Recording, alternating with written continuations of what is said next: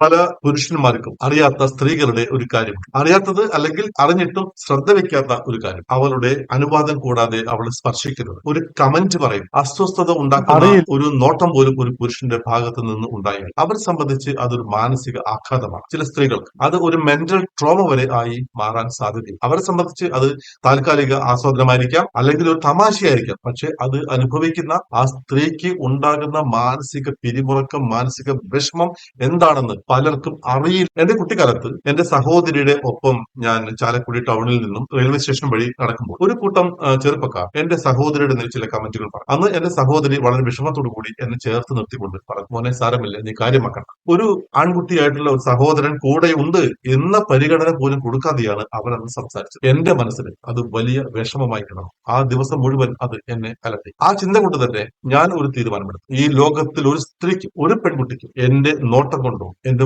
വാക്കുകൊണ്ടോ ഒരു മാനസിക വേദന ഉണ്ടാകരുത് എന്ന്. അത് ഞാൻ അന്നും ഇന്നും പാലിക്കുന്നു. ഞാനും സ്ത്രീ സൗന്ദര്യമൊക്കെ ആസ്വദിക്കുന്ന കൂട്ടത്തിലാണ്. പക്ഷെ നമ്മളുടെ ആസ്വാദനം അത് ഒരിക്കലും ആ പെൺകുട്ടിക്ക് അസ്വസ്ഥത ഉണ്ടാക്കുന്ന രീതിയിൽ ആകാൻ പാടില്ല. അവരെ വേദനിപ്പിക്കുന്ന, അവരുടെ മനസ്സിന് അസ്വസ്ഥത ഉണ്ടാക്കുന്ന സ്പർശനമോ നോട്ടമോ വാക്കുകളോ തമാശയോ പോലും പറയാതെ പുരുഷന്മാർ ശ്രദ്ധിക്കണം. കാരണം അത് ചില പെൺകുട്ടികൾക്ക് മാനസികമായിട്ടുള്ള വലിയ വലിയ പ്രത്യാഘാതങ്ങൾ ഉണ്ടാക്കും എന്ന കാര്യത്തിൽ സംശയമില്ല. ശരിയാണോ ഞാൻ പറഞ്ഞത്?